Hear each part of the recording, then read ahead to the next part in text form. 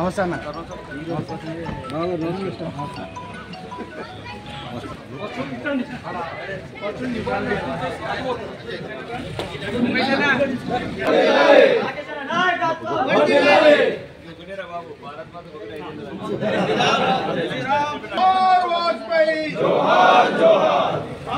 వాజ్పేయి గారి ఆశయం ఆదర్శాలను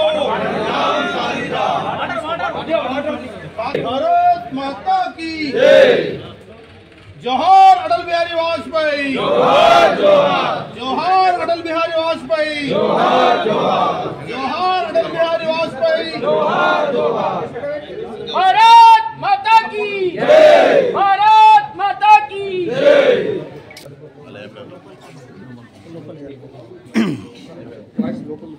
राम लक्ष्मण जानकी जय बोलो हनुमान की, राम लक्ष्मण जानकी जय बोलो हनुमान की।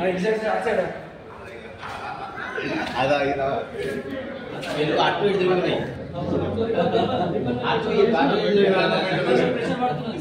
जोहार अटल बिहारी वाजपेयी,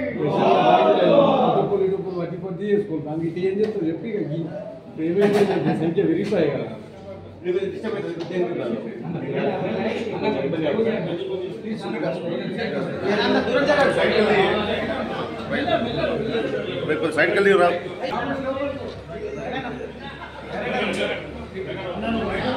अदर को साइड बोलो अच्छे इससे आराम से करते हैं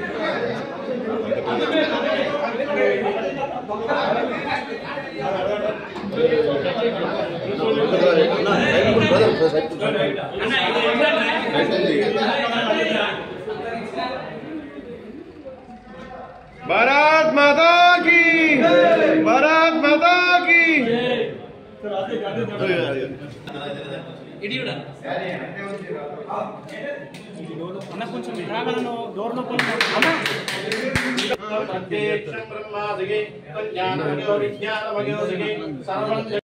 तमध्येन्द्रजितं तारेण वृद्धं एतत्त्वमनुष्वरूपं गकारोत्पूर्वरूपं अकारो मध्यमरूपं नादस्तन्दानं संवितः स्कन्धिः शैषा गणेशविद्यः गणपतिर्देवता निश्चरुद्रगायत्री नन्दः ॐ ग्लं गणपतये नमः एकदन्ताय विद्महे वक्रतुण्डाय धीमहि तन्नो दन्ति प्रचोदयात् एकदन्तं चतुर्हस्तं पाशाङ्कुशधारणं रक्तं च हृदये अस्ते विभ्राणमूजगद्वरं रक्तं लम्बोदरं शूर्पकरणं रक्तं वाहनं भक्तानुग्रहं देवं जगत्कारणमच्युतम् आविर्भूतं च सृष्टितो प्रकृतिपुरुषत्वरम् एवं ध्यायन्ति यो नित्यं तं योगिनं नमो वरः नमो प्रातपतये नमो प्रातपतये नमो गणपतये नमः प्रमदपतये नमस्ते अस्तलम्बोदराय एकदन्ताय विघ्ननाशिनि शिवसुताय श्री वरदमूर्तये नमो नमः भद्रं ददातु।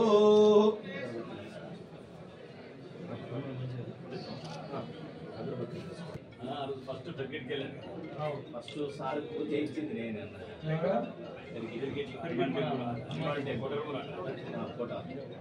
అచ్చా మనం ఫస్ట్ ఆ రోజు ప్రోగ్రామ్ హనుమాన్ జయంతి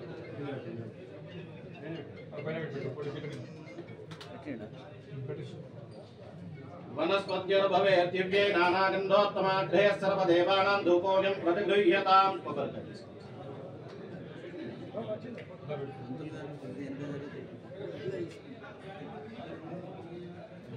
చూసుకుంటే వాటర్ కాల్ చేస్తుందంటే వాటర్ వాడతారు వాటర్ ఖాళీ ఉందా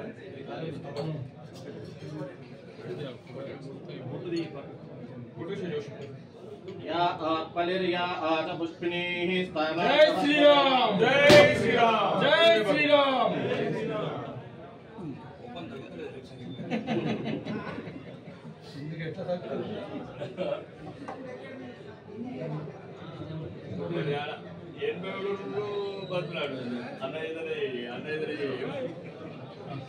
मंगल मांगलम मधुसूदनते अंगरिधनका अगम विनुता मंगल मांगलम वेंकटेश संकट विनाश वेंकटेश संकट विनाश पंकज नेत्र परम पवित्र पंकज नेत्र परम पवित्र मंगल मंगलम लक्ष्मीकान्तः विनुतः यादगिरीश लक्ष्मीकान्तः विनुतः यादगिरीश लक्ष्मी हृदयनि एक प्रकाशः मंगल मंगलम सकल धनुजा अर्चन गोत्रः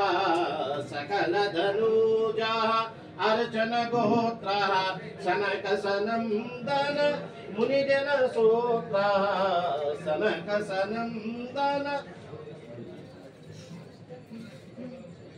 सनक सनंदन मुनिजन सूत्रः मंगल मंगलम मधुसूदन ते अंगद जनका अगम विनुता मंगल मंगलम सकल धनुजा अर्चन गोत्र सनक सनंदन मुनिजन सूत्र मंगल मंगलम महावीरांजनम संदर्शयामि अन्ते सुधारमान्यनिक्षयामि रक्षां धारयामि देवान् दर्शयामि रक्षां धारयामि।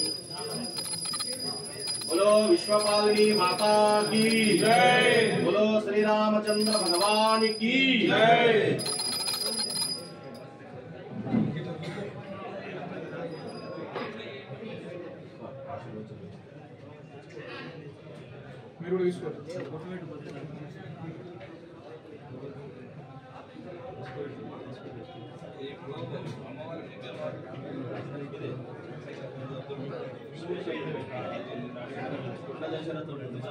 నీరు పెట్టుకుంటా కదా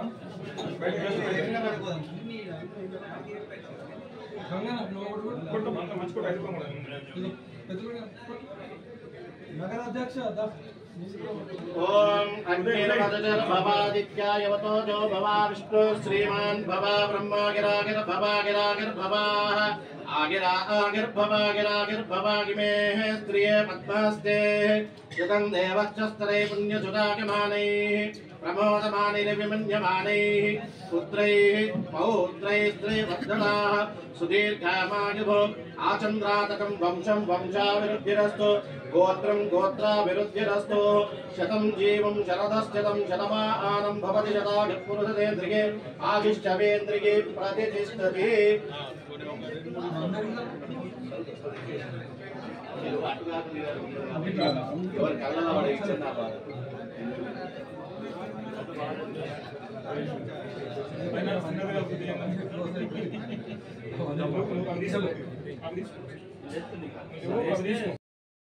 ఆగే మేము తీసుకుంటాం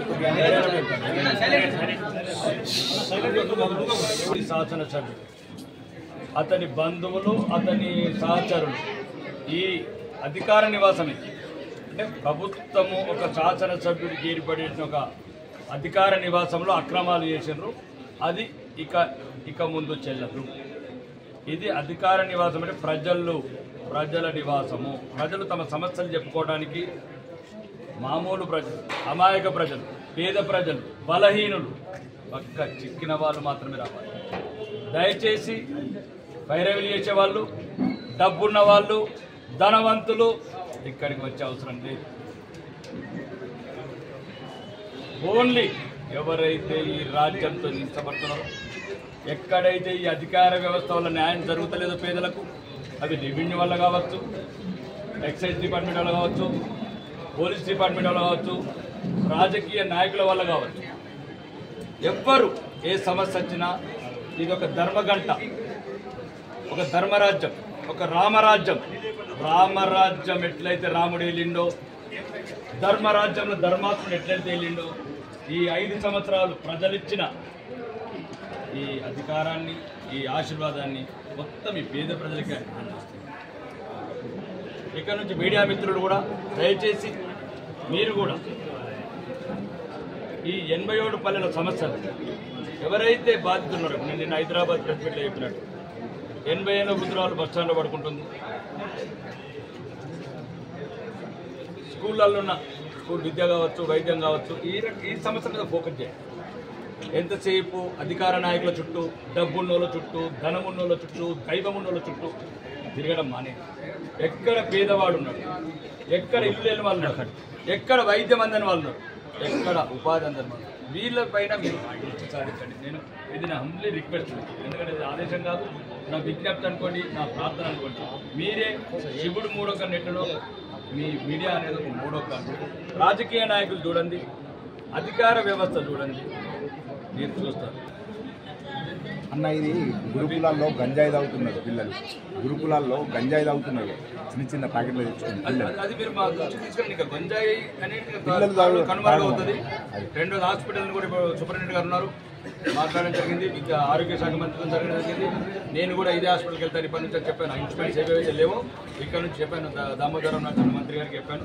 అన్న నేను కూడా నా ఫ్యామిలీతో అన్నది హాస్పిటల్కి పోవాలనుకుంటున్నాను. ఏ రోజు అయితే మనం ఉన్న వాళ్ళు మన హాస్పిటల్కి పోతున్నాం, పేదవాడికి కూడా ధైర్యం వస్తుంది హాస్పిటల్లో. అంటే రాకేష్ రెడ్డి పోతున్నాడు, నాగరాజు గారు పోతున్నారు, ధనవంతులు, పోలీసులు, నాయకులు అందరూ, మేధావులు అందరూ గవర్నమెంట్ హాస్పిటల్కి పోతే పేదవాడికి కూడా ధైర్యం వస్తుంది, మేము కూడా వెళ్తే బతుకుతామని. కాబట్టి ముందు కూడా ప్రత్యేకంగా ప్రక్షాళన చేసింది కూడా చాలా బాగుంది. ఇంకా మిగతా ఏమైతే సంబంధించిన మిషనర్స్ కావచ్చు, అన్ని రకాలుగా లైక్ కార్పొరేట్ హాస్పిటల్ యశోదాన్ కోచ్ అపోలో లాంటి మిషనర్స్ కూడా తెప్పించడానికి ప్రయత్నం చేస్తాను.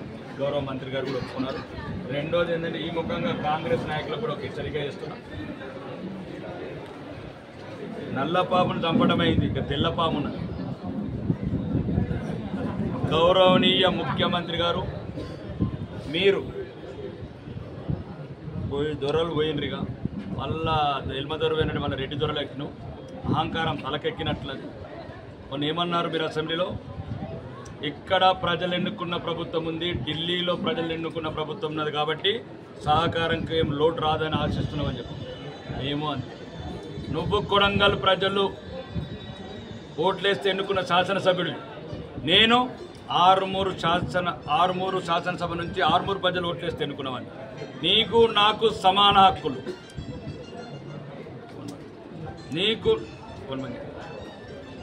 నీకు నాకు సమాన హక్కులు.